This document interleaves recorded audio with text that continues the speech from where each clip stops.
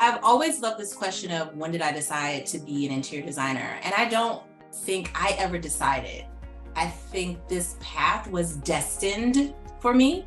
And I think that makes it feel, I don't think I know, that makes it feel a lot more purposeful and intentional. And it started with two pivotal moments. I'm going to try to give the most condensed version of this story. The first was my brother was incarcerated for 15 years when I was younger. That took my family on this journey of going in and out of prison facilities. And I remember the very first time I was there, it was such a visceral reaction. And I felt like no one should be here. And I was just visiting. And over the course of 15 years, I would constantly start to think about how that experience felt for, children, parents, grandparents, spouses, right? And it just kind of stuck with me. It sat with me. I would go to college. I wouldn't get financial aid. And then I would go to the military. I would join the US Air Force to get money for school. And then I got to my first duty station in July of 2001. And then shortly after that, September 11th happened. And I was on my first of 5 deployments to the Middle East. And I was at a bare base in a tent with about 13 other women. I needed a place to cry and some privacy. I didn't have it. So I took some sheets, I hung it from the top of my tent, and I made 3 sheet walls. And that was the first space I ever created. And I bawled like a baby for 15 minutes. And when I got out of the military, I said, I want to do this thing where I create spaces for people. So my life, I think my past and my upbringing has taught me to lead with empathy in every project that I do, right? And like interior design is the greatest form of empathy in practice if we choose it. And I choose it. And I think that had a lot to do with not wanting people to experience what I've experienced. No one in my family knew what an interior designer was, what it did. I didn't even really know, right? I think what they did know is that I was excited about something. What they did see is that I was making my own path and my own way. So a lot of my career, I had to really guide and trust myself. And I remember I would reach out to other kind of people who made it. And I'm like, can I have coffee? Can we just meet? And I got nothing. And it could be like, oh, poor Kia. But actually it taught me that I am my own hero. I am my own advocate. And no one will advocate for me and my path more than I will. So I supported me the most. I encouraged me the most. I made sure I was okay with the things I didn't know. And I knew that everything was figurable outable if I trusted myself and stayed in my path.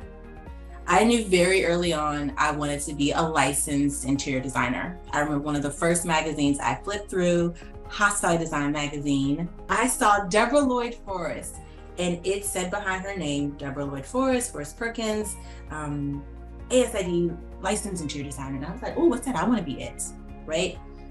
And I would get my experience and I would sit for the exam. And it's a 3-part exam. And I sat for the exam a total of 21 times. That means I failed 6 times. 6 times I failed versions of this exam. And it was around time like 3 or 4. Someone kept like, why do you have to be licensed? And I was like, because that was always the goal I set for Kia, right? I believe in licensure in the profession and advocacy. I believe in all that. I believe in, if you're licensed, you can get more money from your employer. I jive with all that. But it was the goal Kia set. I didn't really need alphabet soup behind my name. Kia wanted to max out. And that for me meant being a licensed interior designer. And I would tell people, maybe like, oh, did you take your exam? And I'm like, yeah. And did you pass? I'd be like, no, crazy, I ain't passed. And like, I started to feel like so embarrassed. I felt like I was a fraud. I felt like, it just felt like, am I really good at this? So when you are met with failure, whether it's this exam, whether it's any other thing associated with your career in life, I think don't let the failure define you. but always start to go back to why are you doing it? Is it something that's in your soul? And it will transpire, and whatever the positive outcome is for you. And the failure doesn't define you. The triumph, so sweet. When I sign my email, it says Kia Weatherspoon, CIDQ, and a bunch of other acronyms. But I lead with CIDQ. And I think it took me so much time, effort, money, mental growth to get here.